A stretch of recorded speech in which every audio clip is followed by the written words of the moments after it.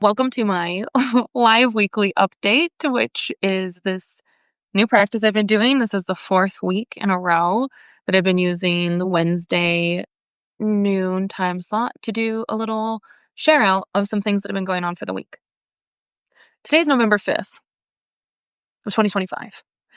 And thankfully, we've had some pretty exciting new developments happen in the past 24 hours. One big one in particular being the election of Zohran Mamdani to be New York City's mayor. And this is exciting because of the campaign that he ran. And it is a response to the people's wants and needs. And I'm thrilled. There have been other big wins too that are really exciting. And I just wanted to note that because last week when I shared my live, I had mentioned that I'd already done the page for Liberation is Local, which we talked about last Sunday, and I'm going to talk about now. But last time, this time last week, I was not in a great place. The conditions of the world seemed very desperate, which, I mean, they still do. But the harshness of the environment was really getting to me. Just globally, nationally, the stress around the government shutdown and 42 million people in the United States not receiving their SNAP benefits has been really distressing. And then in the meantime, too, paying attention to how people have stepped up, both in terms of the recent elections from last night and the community responses that have been providing like food drives and encouraging donations to food banks, but then especially like community members setting up initiatives to feed their neighbors and small businesses stepping up to offer food to their communities, and then even corporations being like, we're going to chip in with these deals to make sure that people get food when they need to. This came up a little bit in the conversation on Sunday at Liberation is Local of how it's like really frustrating that it's taken something so extreme as 42 million people being threatened with their actual cutting of SNAP benefits for people to be like, oh my gosh, we need to feed each other when this has been kind of the need all along. And yet it can be inspiring that people are responding to it. Let's just hope that the movement, like momentum, continues to build. But I think that, I disclosed to the group I'm not much of a silver linings kind of person. I don't like to cast things with like a silver lining. But I think it's important to acknowledge that if people are coming around to the fact that it's actually quite possible for us to feed each other and that we need to, then wonderful. Let's keep going with that. I think what's also helpful is that like we've seen the victories of pretty radical grassroots campaigns that are kind of flying in the face of the old ways of doing things.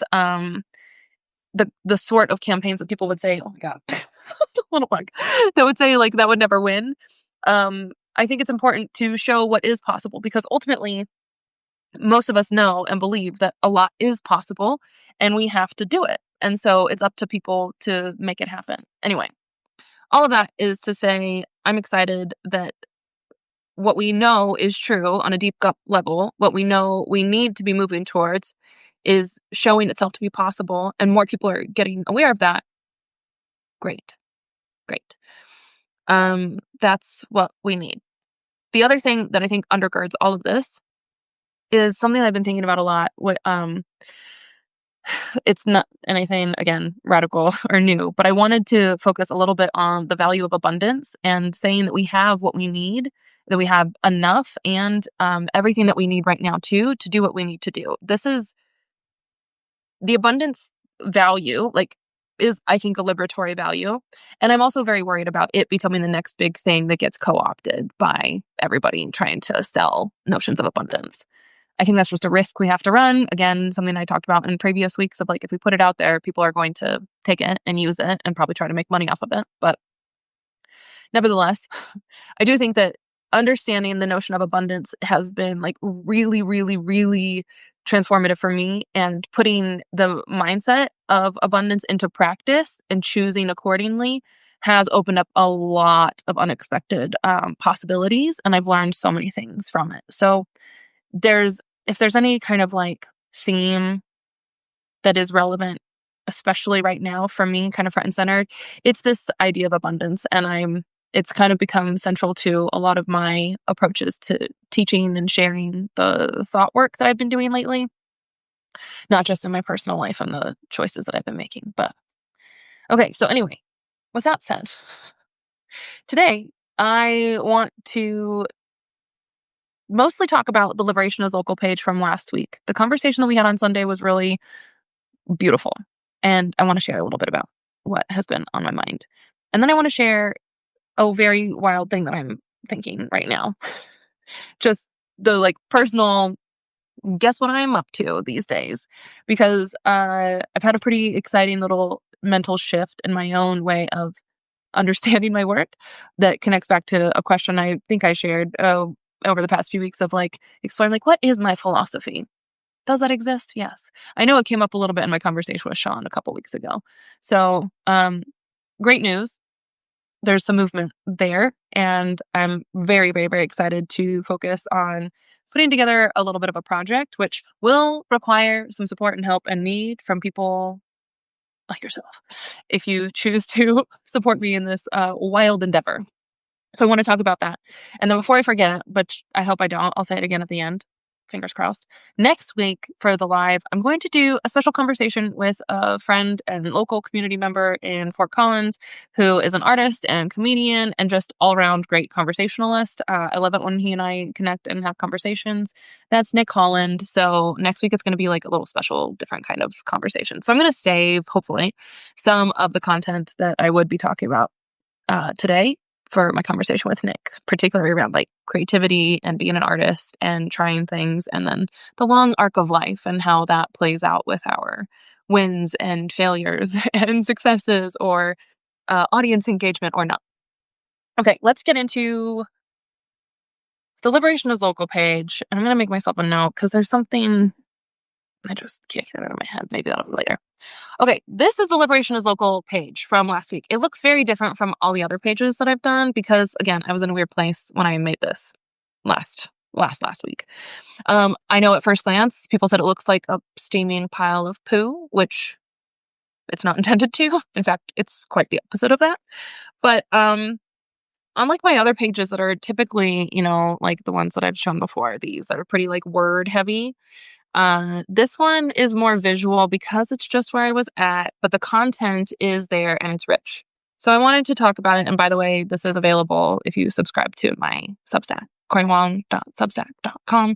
This is posted in the chat, where I put all of the Liberation is Local pages each week. So I think maybe this time I'll kind of talk about it a little bit, in general, the context for it, and then walk through it. And maybe I'll just read it because it's not a lot of content. But again, I was saying I was in like a pretty dark place, feeling a little despondent, I guess, about the state of the world. And so I did what I know I can do, which is turn back to like the foundational things that I truly believe in. So here we go. Yeah, let's just read through this. Certainly, it's like reading time at the library. Here, let me show you. I'm not going to do that. I'm going to read it like this. Certainly, there are many days and expanses of space where the landscape feels harsh and dry, not conducive to life, even less hospitable to our dreams. In these conditions, during times like these, some of us must insist on spreading magic seeds. There may be very little rain to water them from above, and the dirt itself may be starving, barely able to survive. But that is why we must make space and fill our own wells of faith. Perhaps for now, it will always be the case that whatever new grows must be supported by us from a source that seems hidden in secret. It's hard to see. Oh, I missed a line there. Our own wells of faith, dig them deep and keep them safe. So I'm referring to a deep well of faith that we have sort of our responsibility to make sure we are filling, and that can be sort of watering from the ground up, if you will, instead of from the sky to dry sands, in an inhospitable landscape. So that is mentioning one, my emphasis on how much faith is critical for doing really important, radical, necessary work. And we could say, yeah, the conditions that we're working within could seem extreme in the sense of like overwhelming, unlikely. We could say, I don't know if we're ever really going to be able to make change. It could feel like it's too big to really have an impact.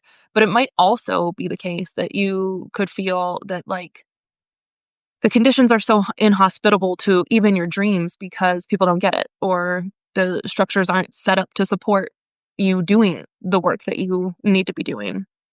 So all the more reason though why I say like some of us, even in these conditions, must insist on spreading magic seeds.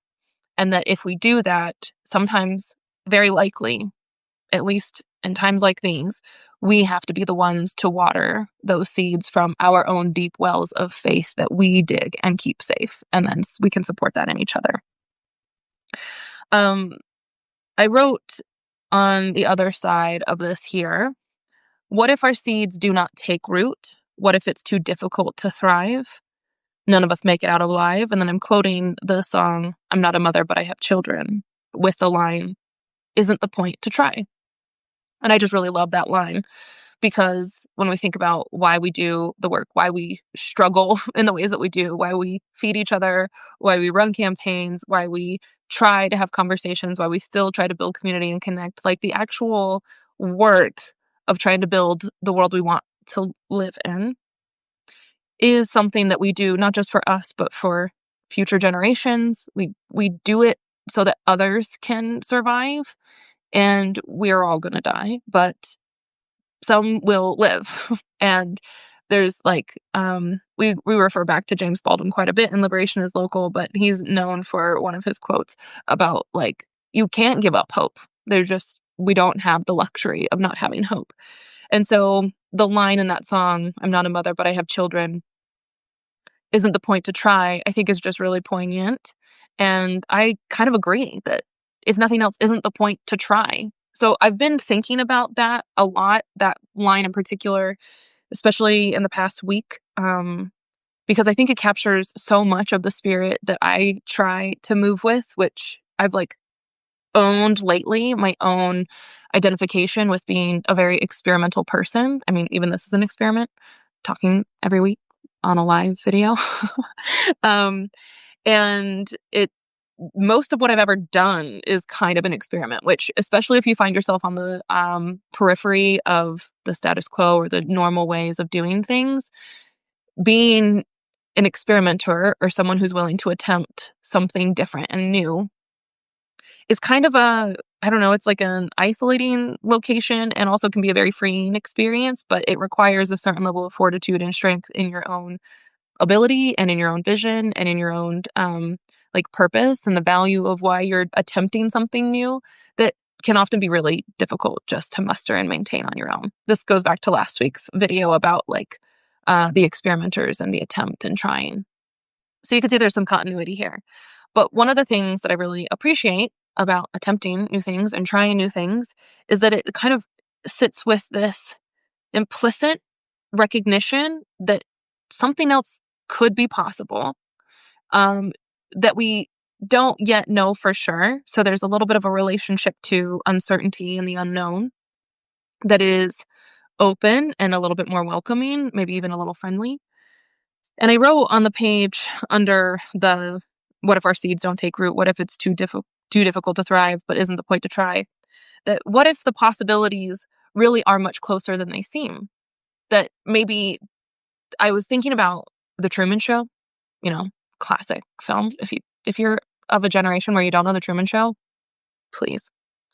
Um, please watch it. But there's a spoiler. Ooh. Oh no, maybe I shouldn't say this. Okay. The ending of The Truman Show shows that maybe things are not as they seem.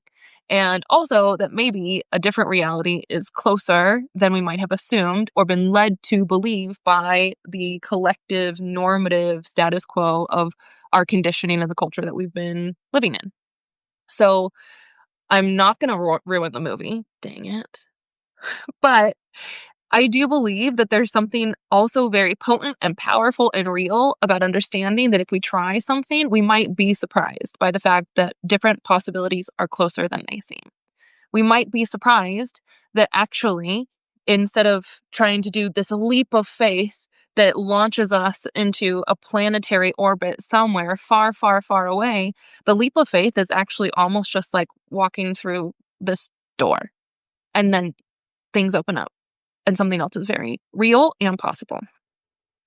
I think that that is so much more viable as like a potential outcome of our efforts to change things because I believe in us. I believe in change. I believe that people can change. I know that actually from my own experience by seeing other people learn, grow, and change, the way that people move, the things that we can do, history. Like there's a lot to show us that change is possible and the possibilities that can come from our efforts are really maybe much more tenable and much more achievable than those who are trying to hold on to the status quo would like for us to really believe in. Because if we believe in it, we'll invest in it, our attention, time, energy, resources, and our effort, and we'll pursue it. And then we might just be surprised that we could actually, oh my goodness, win. So there's a little bit of hope in there. And I think it's funny because when we were talking at Liberation is Local on Sunday, I presented this page of being like, I was in a very dark place and really struggling. And at the end, people made a point to say, like, you were really preparing us for like a hard time here, a difficult conversation. But this actually ended up being very hopeful. And I can see why, because of this whole like attempting the possibilities. If we try, maybe something will happen. And there's also this notion of a deep well of faith. I'm going to pause for a second and say that, well, no, I'll just keep reading.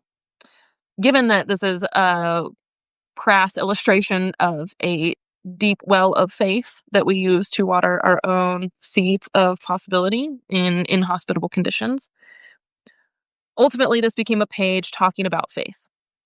And I have been a person who I've like named that I've become much more motivated and grounded in my own sense of faith in the past, for sure, 10 years, but especially in the last 5, as I've made some pretty radical choices of how to move in my own life.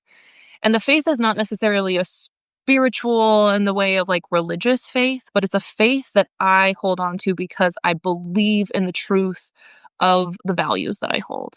And I believe in the power of alignment when you are seeking to do things that you believe in, like actually spiritual in that way.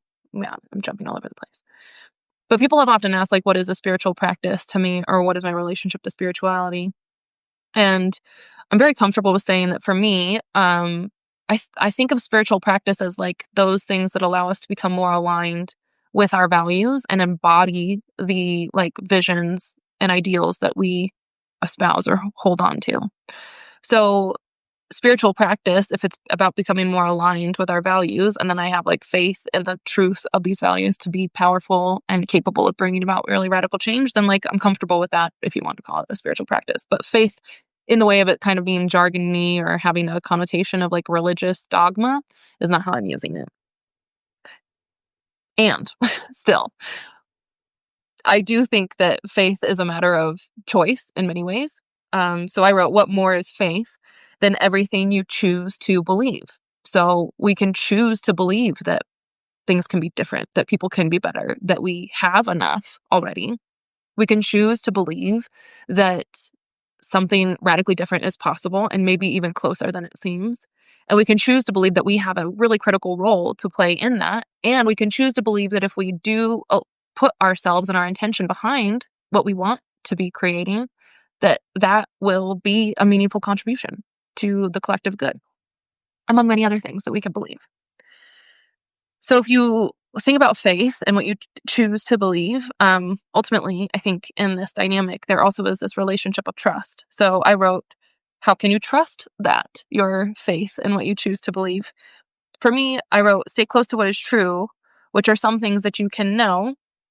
And that always goes back, in my experience, to the lineages that guide you, like the history and the people and the stories and the experiences and the values that have time and time again demonstrated that they are powerful, meaningful, influential, and have the capacity to really transform things.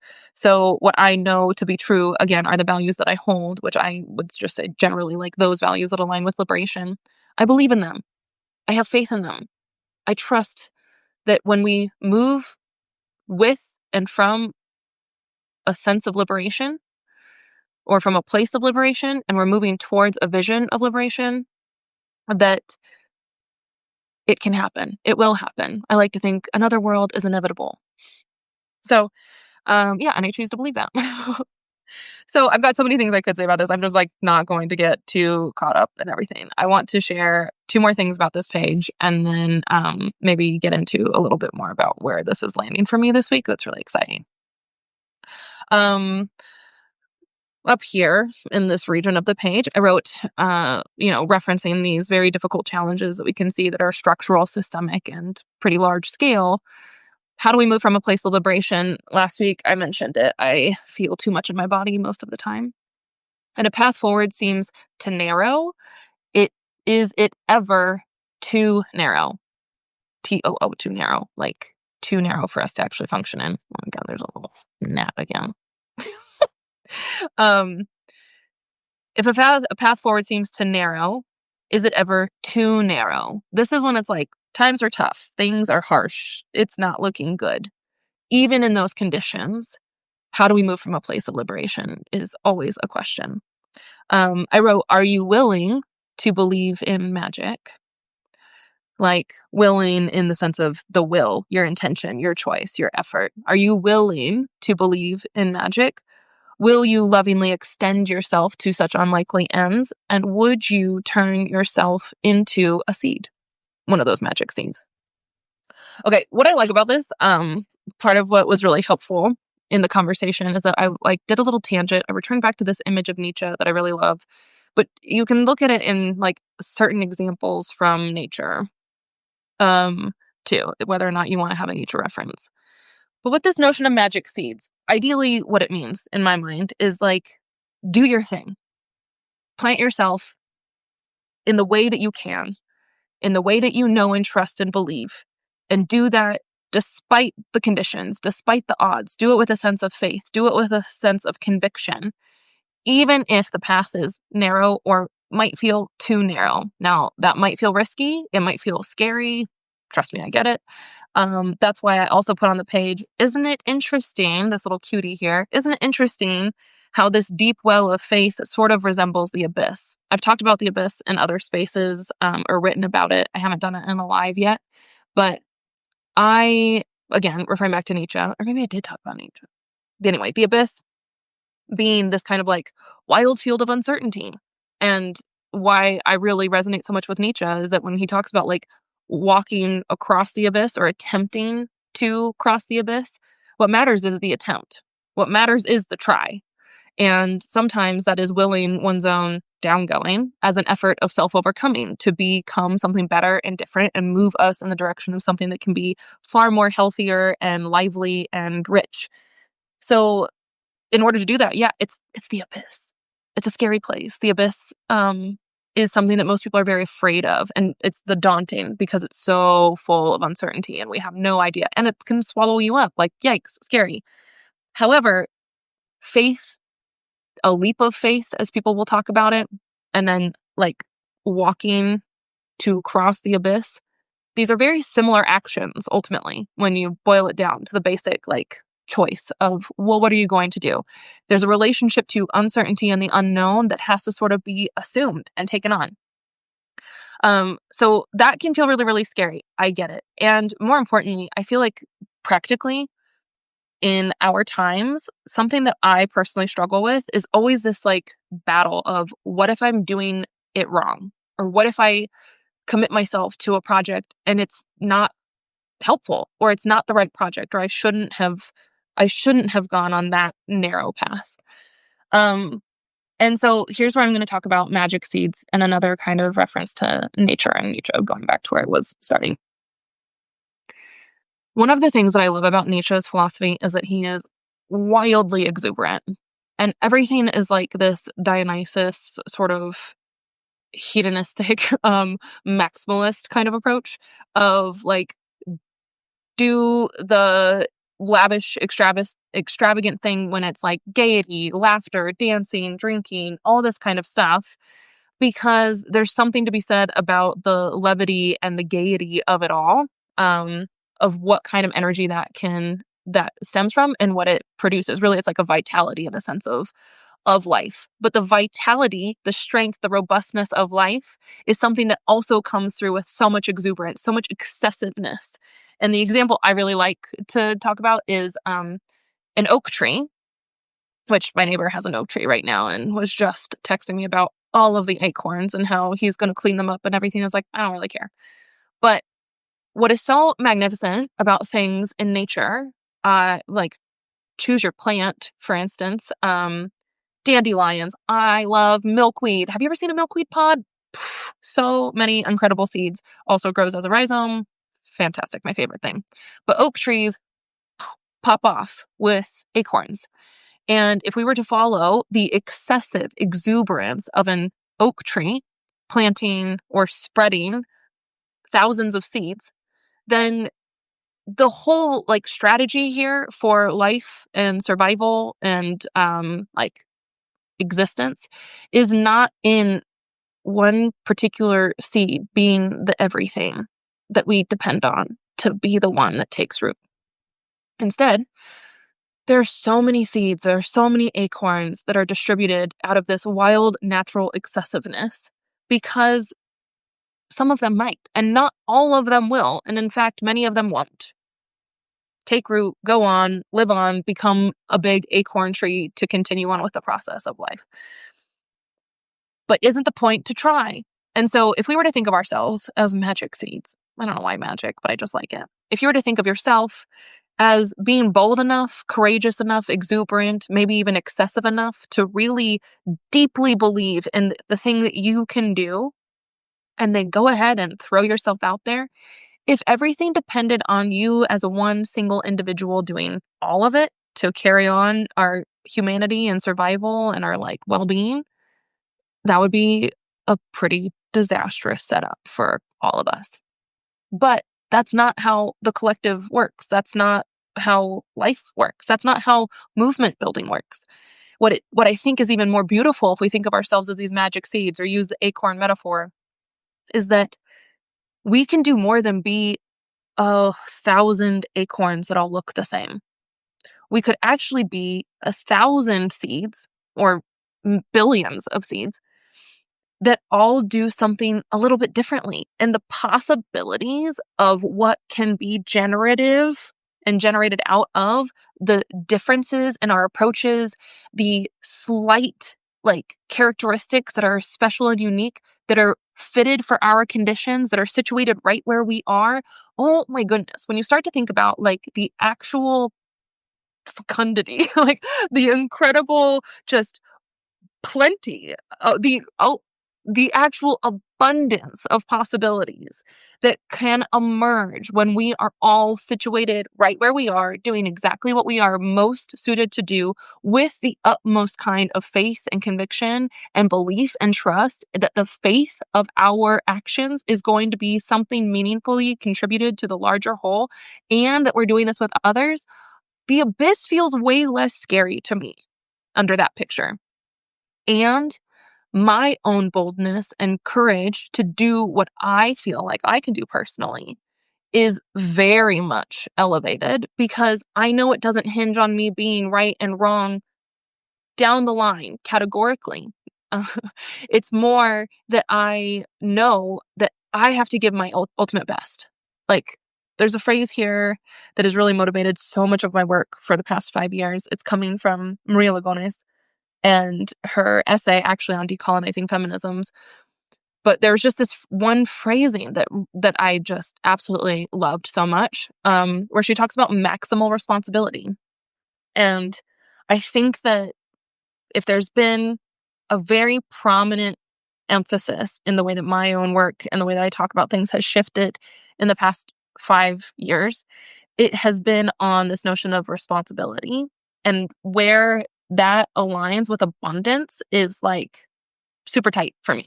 Um, like our individual responsibility to be who we need to be, and our responsibility that we have to others, obviously. But when we are willing to really own that, then what we actually do is tap into not just a deep well of faith, but an incredibly deep, wild well of abundance for so much that we can offer and so much we can do. I know this is probably starting to sound like really abstract, and I'm not going to be able to address that because we're already over time. But I swear it's not abstract.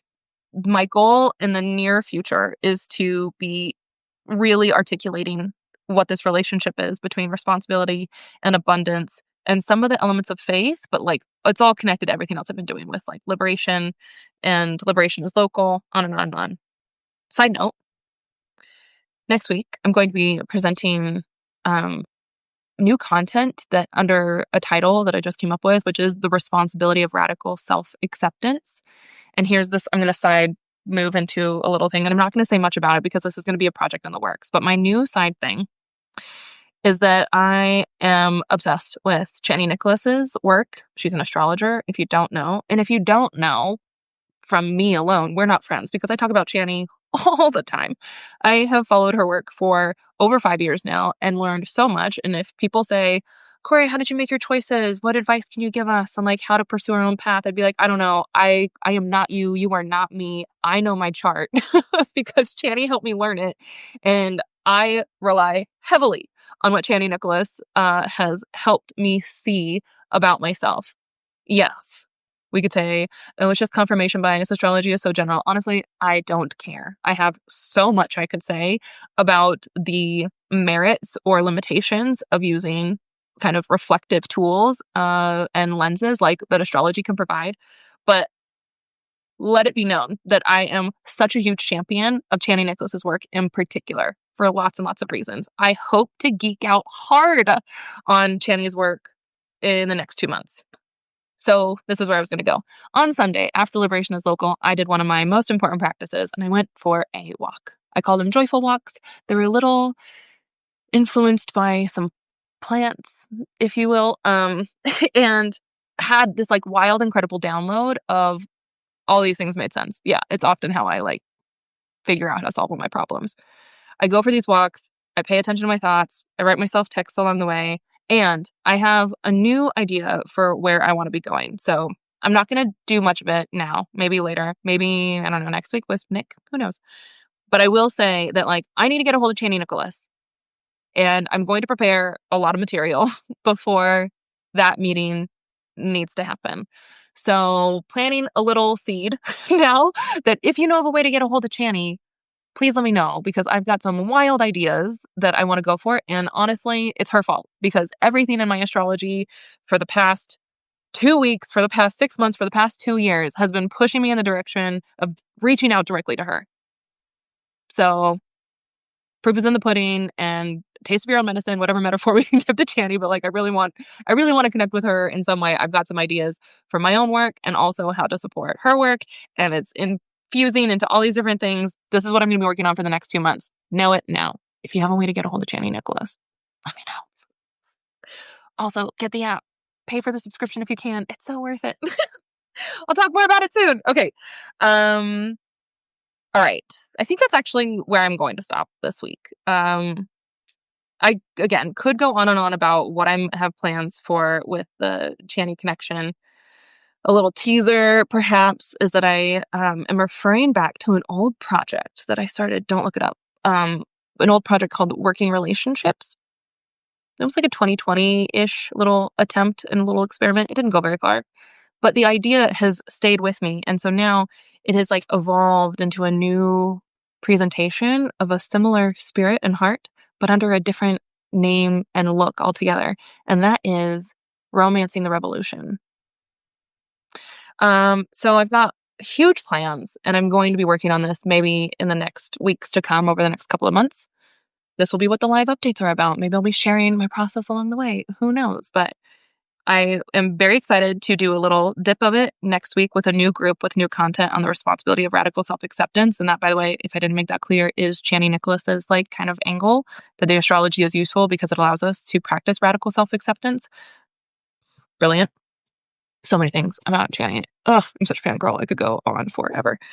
But also next week, again, I'm going to be talking with Nick Holland, and we'll see how that conversation goes. It's always a joy to talk to Nick. And then that's gonna be it for now. So, be a magic seed. Subscribe to coriwong.substack.com. Want to know if you would like to get the pages for Liberation is Local. And I'm just gonna say I got lovely little feedbacks from folks. If you'd like to support this, there are so many ways. You can go to my website, coriwong.com, and there's a page called Love an Artist. But so many ways you can support my work. Trust me, I need it right now because I'm like launching into the abyss on a lot of faith and I need some support because I'm really throwing myself out there. So you can buy me a coffee, which is so grateful. I'm so grateful for that. And you could also, if you want, become like a member on a monthly basis and just like give me a hug every month in the form of like some bucks. And I'd appreciate it. There are many other ways to support me, though. Thanks for even just watching and participating or following along. And get the pages if you want to be like in the process with me too. That's always every week I post it in the chat of my Substack. Okay. Have a good week. See you next Monday.